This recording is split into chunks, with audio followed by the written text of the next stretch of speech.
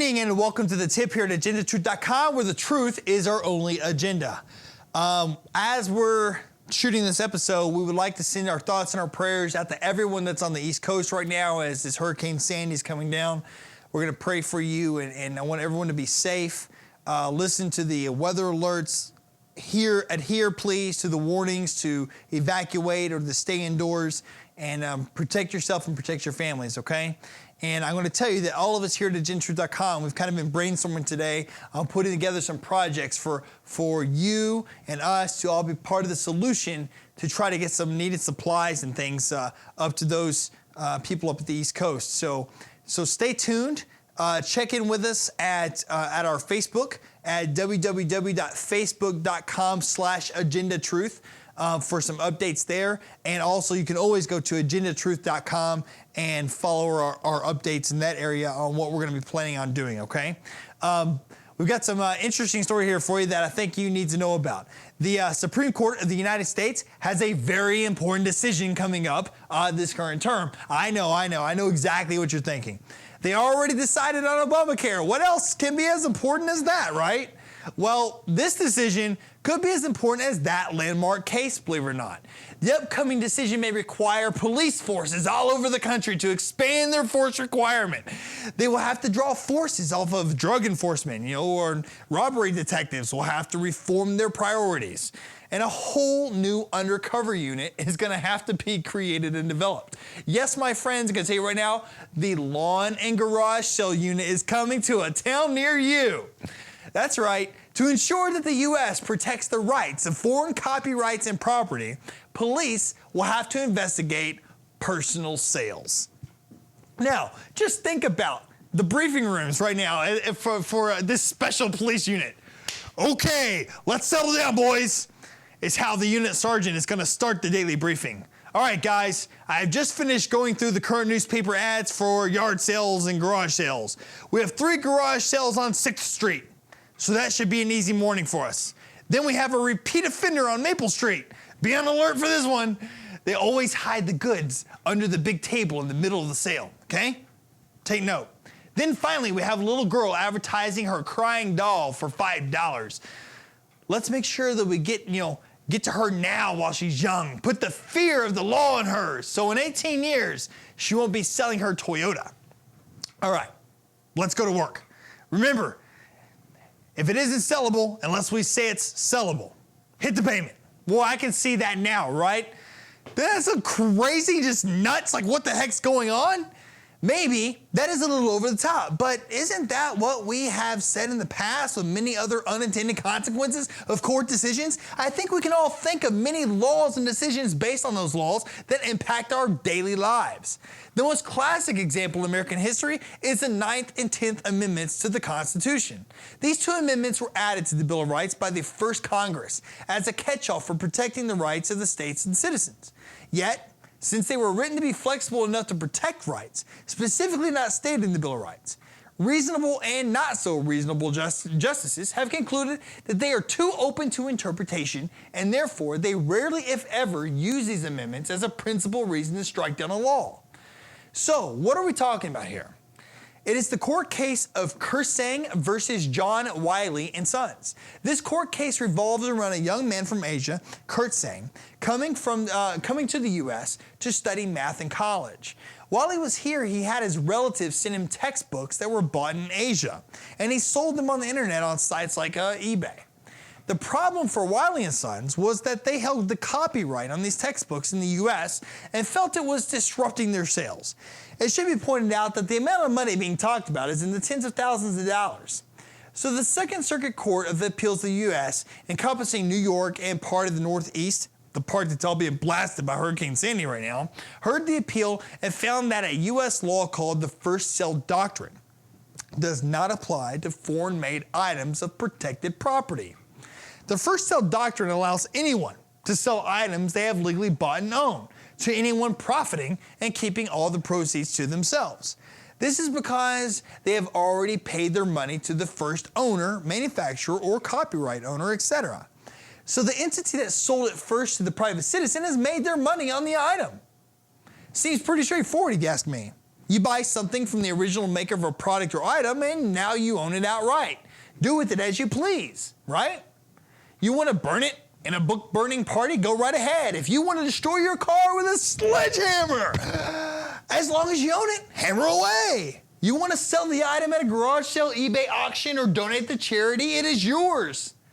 It follows that whole idea of possession is 9/10 of the law.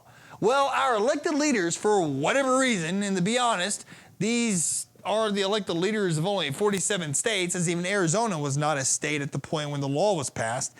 These leaders believe that only U.S. makers of products were required to relinquish their rights of ownership once an item was sold, not their foreign counterparts.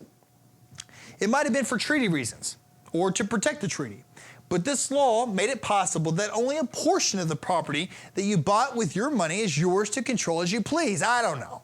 Maybe this is the other 1/10 that's missing from that whole 9/10 of the law thing. You know, the 1/10 of the proverbial possession law we were talking about earlier, you know, that car is only 90% yours, and the other 10% belongs to the original builder. The book you buy, well, you only own 90% of it.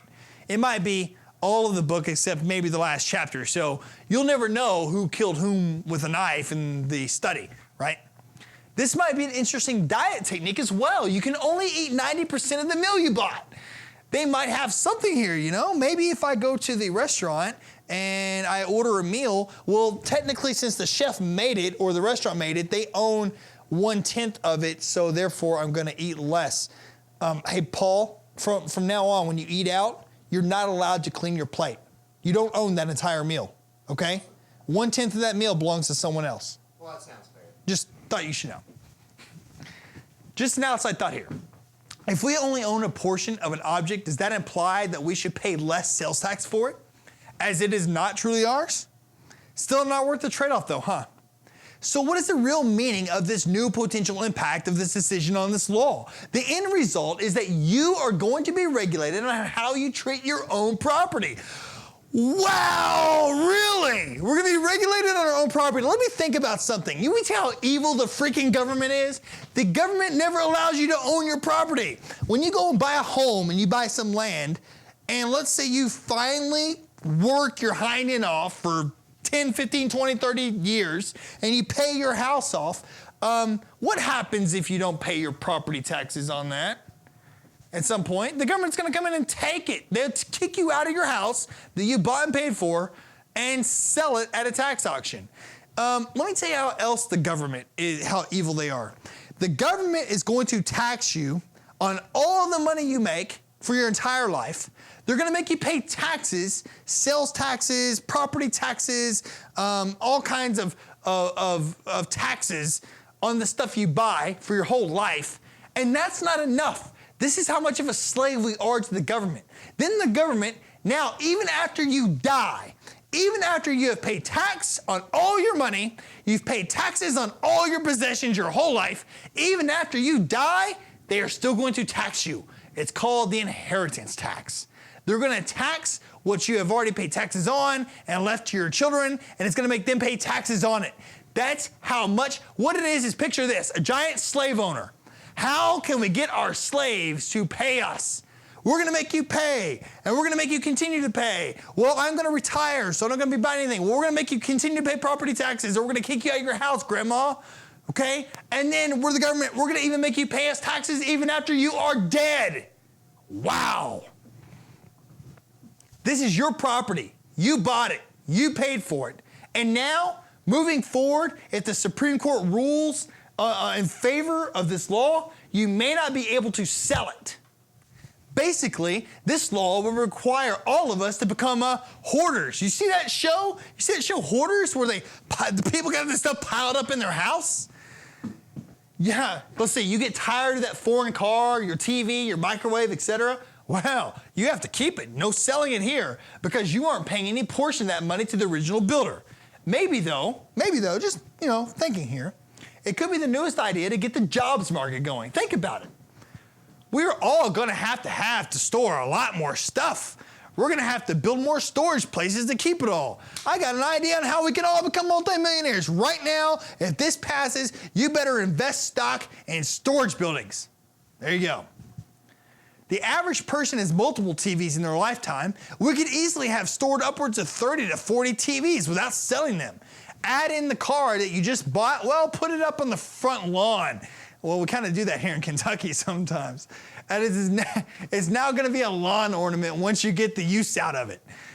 This is going to get bad for us, as products will have to include an estimate of cost to store.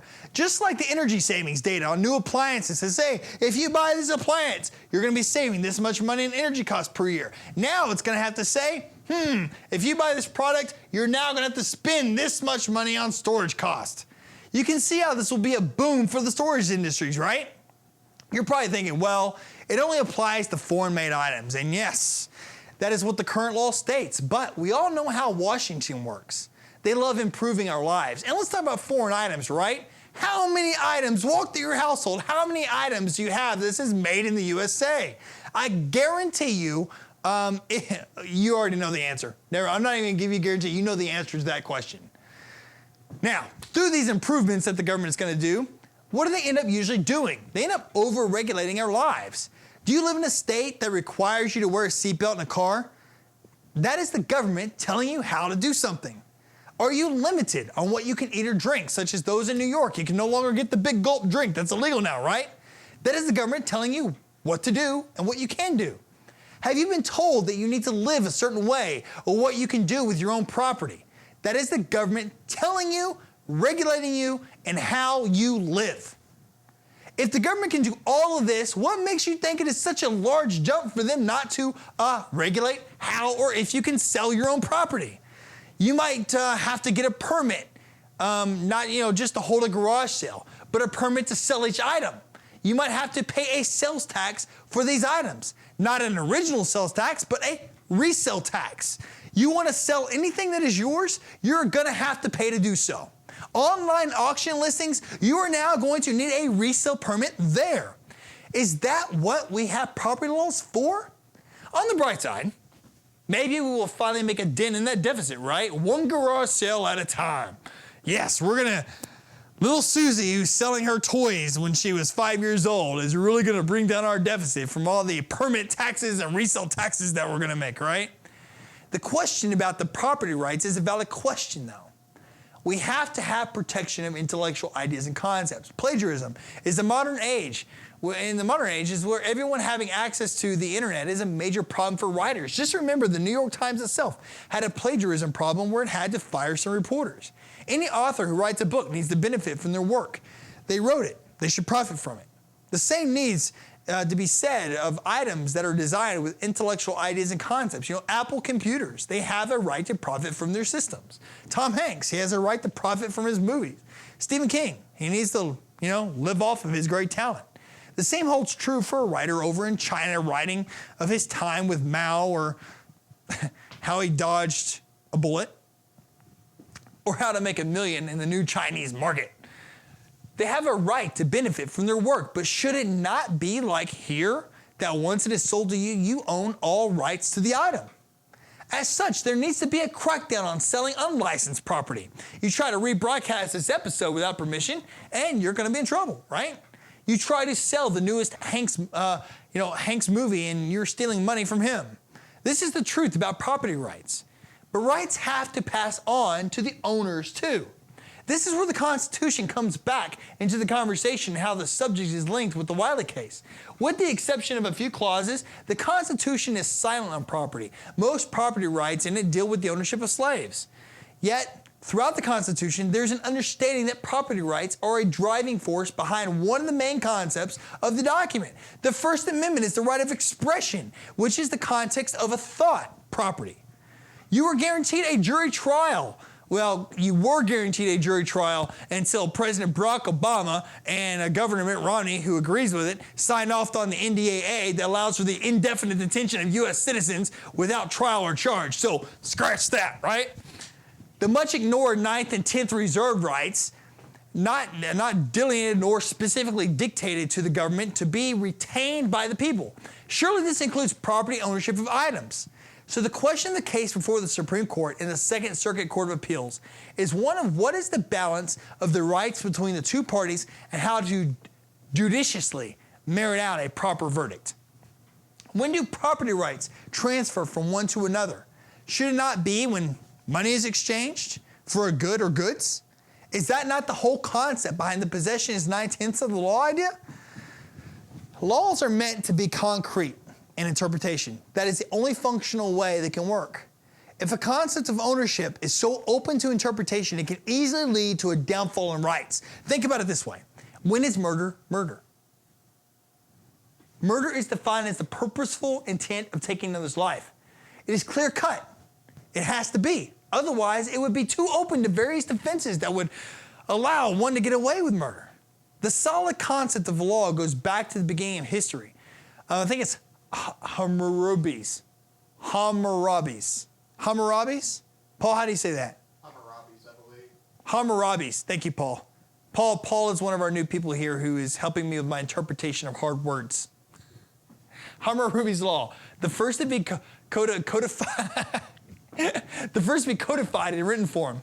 Even at the point in history, people understood the need to have a subtle understanding of law. The more concrete it is, the easier it is to define.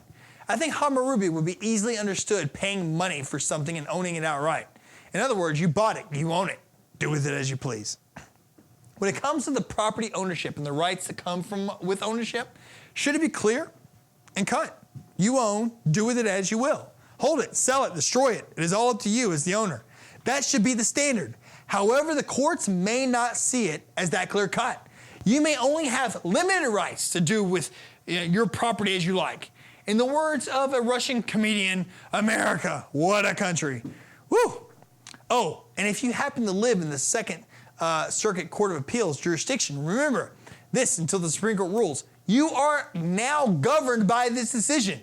So that garage sale you are planning or that car you want to sell, watch out. The sales police will be looking for you and they'll be looking for your number as you may now be breaking the law, okay? So keep that in mind. If you live in that area, you are now under that law until the Supreme Court rules on it. So be careful, watch out, look out for those undercover garage sale police that are going to be coming and storming your area, all right?